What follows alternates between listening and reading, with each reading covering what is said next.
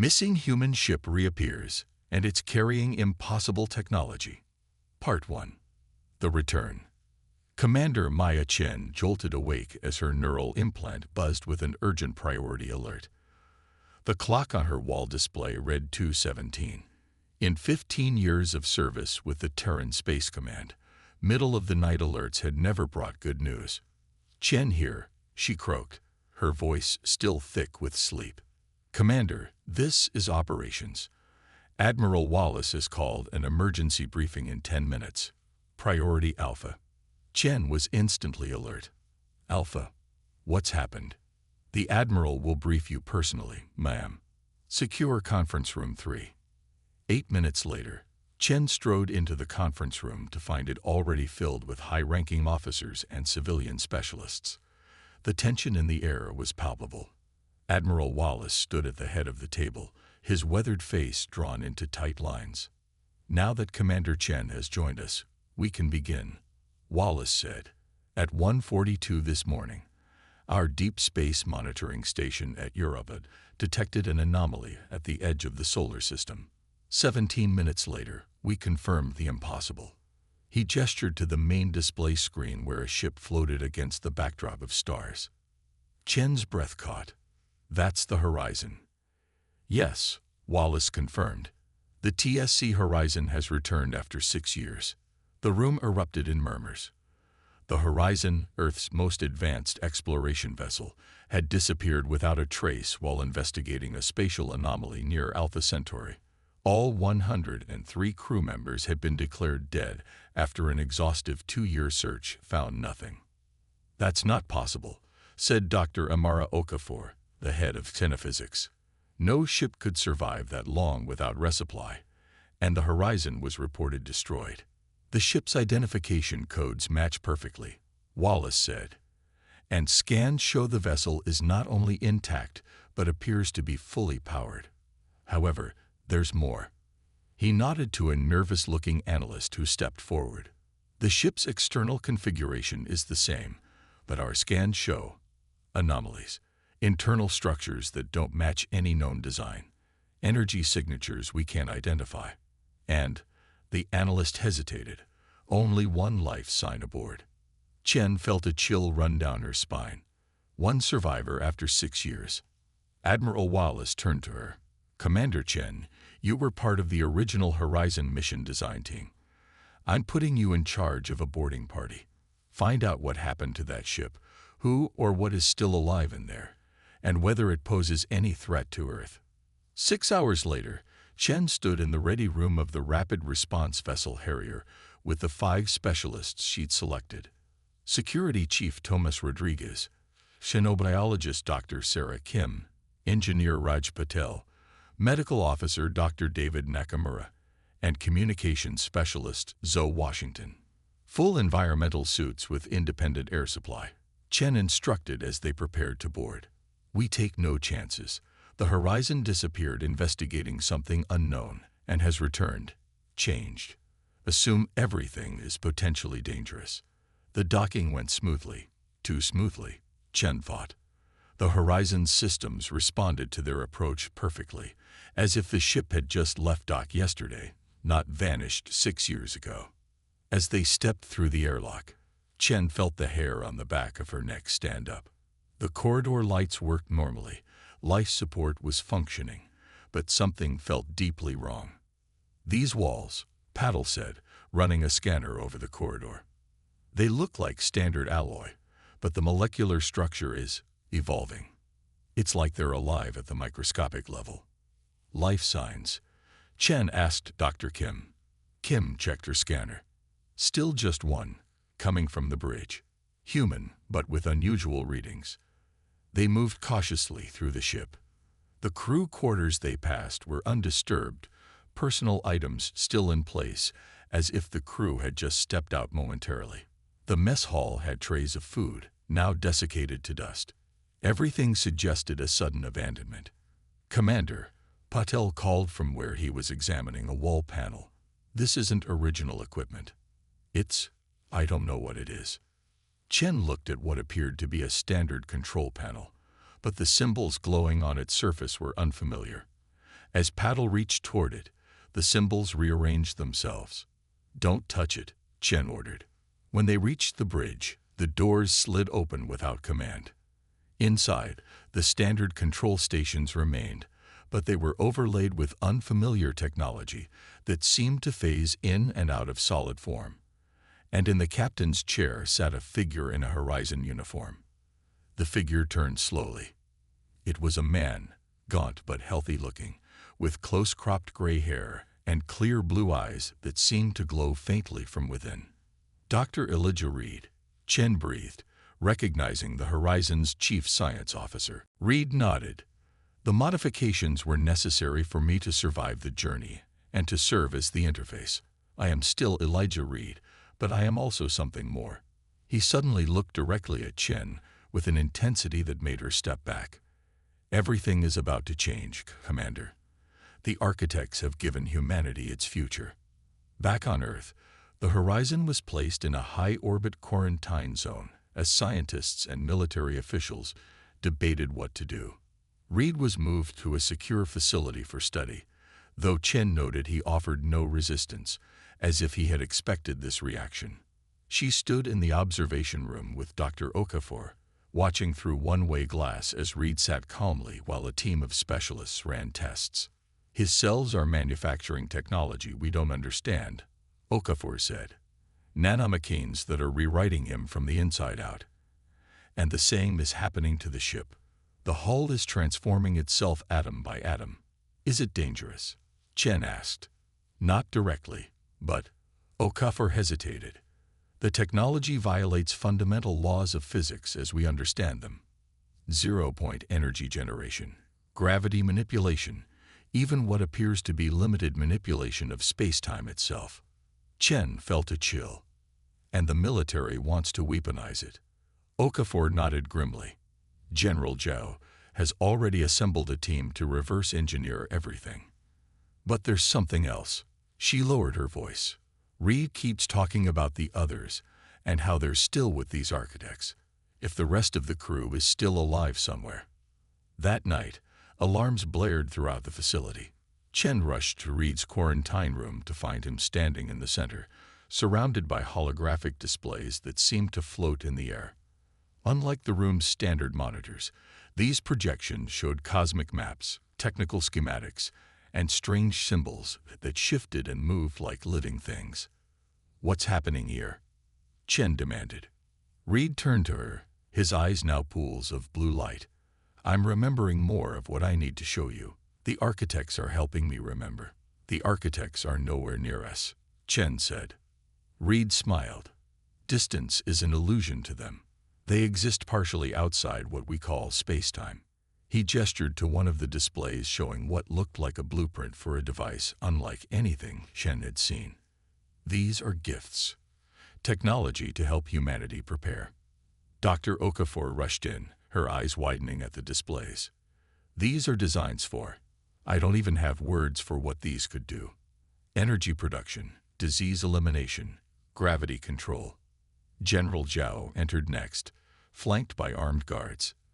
The general's eyes narrowed as he surveyed the room. "Dr. Reed, all of this technology needs to be properly cataloged and secured. National security protocols are now in effect." Reed looked at the general with something like pity. "This isn't about nations anymore, General. The convergence concerns all of humanity." "What convergence?" Zhao demanded. "The boundaries between spaces are weakening," Reed explained. "What the architects call the shift is approaching. Our reality and theirs will begin to merge in places." He pointed to another display showing what looked like fracture lines spreading across a map of the cosmos. "The process has already begun." "And these architects?" Chen asked. "What do they want?" "To guide us," Reed said simply. "They'd been watching humanity for millennia, waiting for us to reach a point where contact was possible. The Horizon's experimental drive created a momentary tear that they detected." His expression became distant. "They showed us wonders beyond imagination. The others, the rest of the crew, chose to stay and learn more, to prepare for when the barriers thin further." General Zhao stepped forward. "Dr. Reed, You will be transferred to our secure research facility immediately. These technologies cannot be weaponized. Reed interrupted. That's not their purpose. Zhao's face hardened. That decision isn't yours to make. As tension filled the room, Chen noticed something strange. The walls around them seemed to shimmer slightly, as if they were becoming less solid. The air itself felt charged with potential. Reed looked directly at Chen. They want to help us evolve, Commander. To prepare humanity for what comes next. He turned back to Zhao. The architects didn't give us weapons. They gave us the keys to the universe. The convergence. Over the next 3 days, the situation deteriorated rapidly. Dr. Reed was forcibly moved to a military black site despite Chen's protests. Meanwhile, the horizon, still in quarantine orbit, began changing more visibly.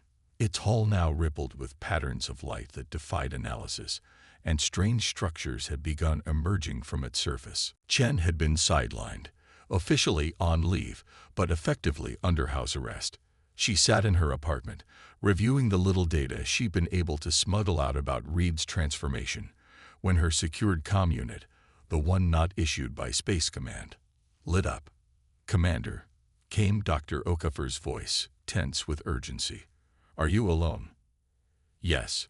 What's happened?" "Reed is evolving faster than we predicted, and he's affecting systems around him. Computers, power grids, even the molecular structure of the facility itself." Okafor sounded frightened. "And the horizon? Satellite imagery shows it's changing its configuration entirely. The military is planning to destroy it with orbital weapons." Chen felt cold dread settle in her stomach. "That could be catastrophic if we don't understand the technology." "Exactly. And there's more. Before I was removed from the project, Reed shared something with me. He said the other crew members aren't dead. They're in a state he calls phase transition. He says they can return." 2 hours later, Chen met Okafor and Patel at an abandoned warehouse outside the city. Patel had brought equipment that he hastily assembled. "If what Reed told Dr. Okafor is true," Patel explained, "then the quantum signature he's emitting should create a detectable pattern. I've calibrated this to look for similar anomalies." The machine hummed to life and almost immediately began registering hits. "That's impossible," Patel whispered. "They're everywhere." Chen looked at the display showing dozens of points of light scattered across a map of the region. "The crew? Or something like them," Okafor said.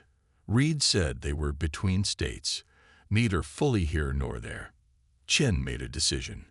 "We need to get to Reed. Whatever's happening, he's the key to understanding it."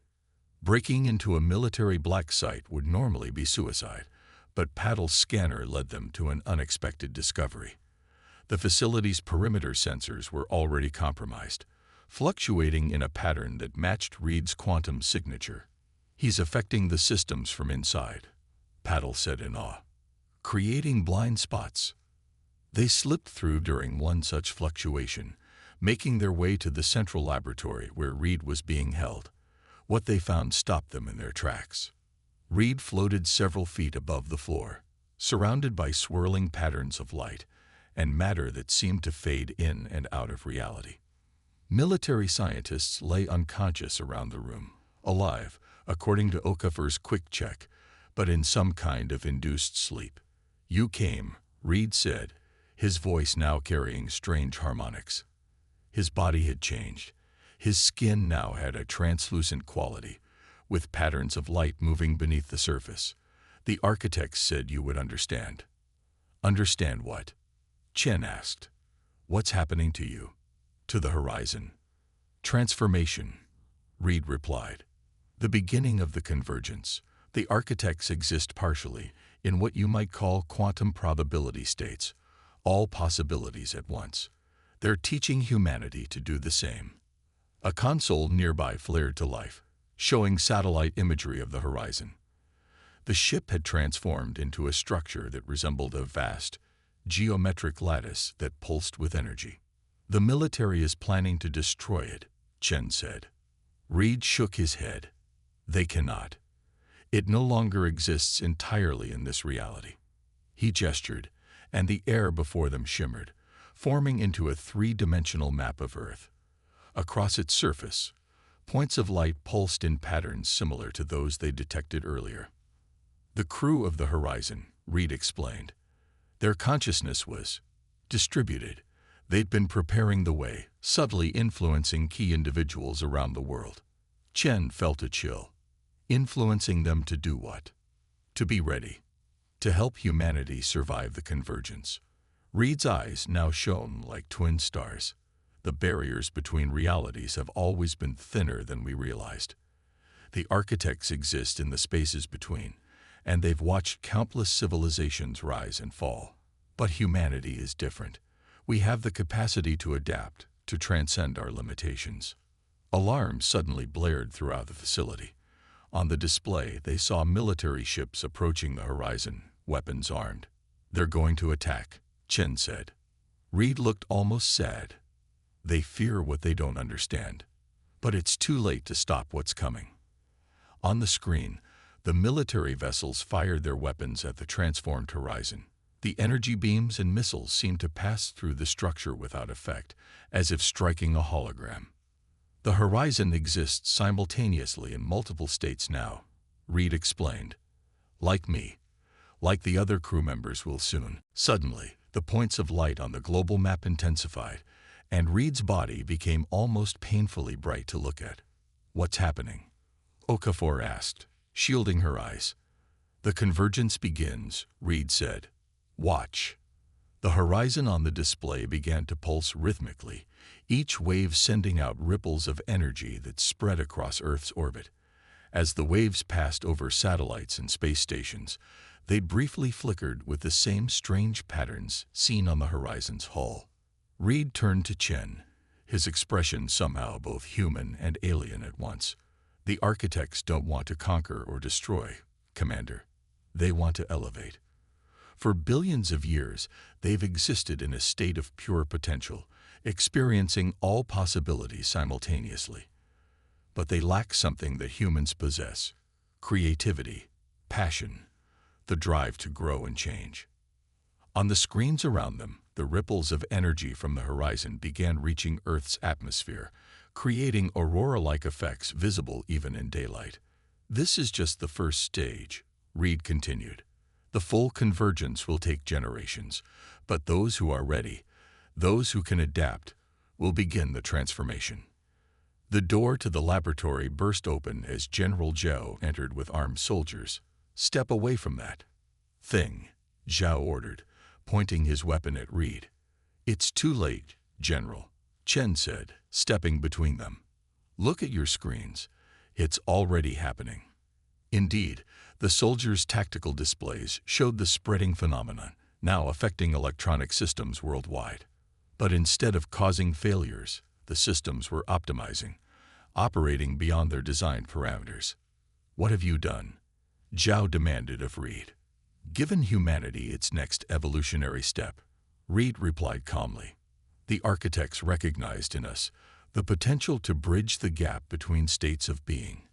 We can exist both in physical reality and in the quantum realm of pure potential as they do. The technology they've given us is just the beginning. Tools to help us understand." As if to emphasize his point, Reed gestured to a nearby computer terminal, which suddenly reconfigured itself, components shifting and changing to form something new. "That's impossible," one of the scientists whispered. "Only according to your current understanding of physics," Reed said. "The architects exist in a state where all possibilities are accessible simultaneously. They've been alone for eons, unable to fully interact with physical reality. In humanity, they found kindred spirits, beings with the potential to exist in both states." Chen looked at the screens showing the spreading phenomenon. "Is this dangerous? Are people going to be hurt?" "Some fear is inevitable with change," Reed acknowledged. "But this isn't an invasion or replacement. It's an expansion of what humanity can be." He turned to Zhao. "Your weapons are useless against what's coming, General. But they're also unnecessary. The architects don't want to conquer. They want to collaborate." Before Jao could respond, all the screens in the room suddenly displayed the same image, the transformed horizon, now pulsing with even greater intensity. As they watched, the structure seemed to fold in on itself in geometrically impossible ways, and then, impossibly, figures began appearing around it. Human figures, glowing with the same inner light as Reed. "The crew," Chen whispered in awe. Reed nodded. They chose to return for this moment, to help guide the transition. The figures around the horizon raised their arms in unison, and the structure released a final, massive pulse of energy that washed over the Earth. As it passed, electronic systems worldwide momentarily synchronized, displaying the same geometric patterns seen on the horizon's hull. "What happens now?" Chen asked as the pulse faded. Reed smiled, more humanly than he had since his return. "Now we begin to understand what we can truly become. The architects have existed in a state of pure potential for billions of years, but they've been lonely. In humanity, they found beings capable of joining them, of existing simultaneously in physical reality and in the quantum realm, bringing creativity and passion to both." "And the technology?" Okafor asked. "The impossible physics. Tools to help humanity bridge the gap," Reed explained. "Clean energy, medical advances, new ways of thinking about space and time. Not weapons, but stepping stones." General Zhao, who had been silent, finally spoke. "You expect us to just accept all this? A fundamental change to human existence decided by some aliens we've never even seen." "Nothing is being forced," Reed said gently. "The capacity to perceive and interact with this expanded reality will develop gradually, over generations. Some will adapt more quickly than others. But the path is open now, for all who choose to walk it." As if to demonstrate, Reed extended his hand, and the air above it shimmered into what looked like a small galaxy of light. "The universe is larger and stranger than we ever imagined, General, and humanity now has the chance to explore it in ways we never dreamed possible." Chen watched as the small galaxy rotated above Reed's palm, stars shifting and forming patterns that seemed to convey meaning beyond words. She thought of all the space beyond Earth that humanity had barely begun to explore. And now this, another frontier, not just of distance, but of existence itself. "The convergence isn't an ending," Reed said, seeming to read her thoughts. "It's humanity's next beginning." Outside the facility, across the world, people looked up at skies painted with impossible colors as the architects made their presence known not as conquerors, but as guides for humanity's next great journey. Chen stepped forward, her decision made. "Show us," she said to Reed.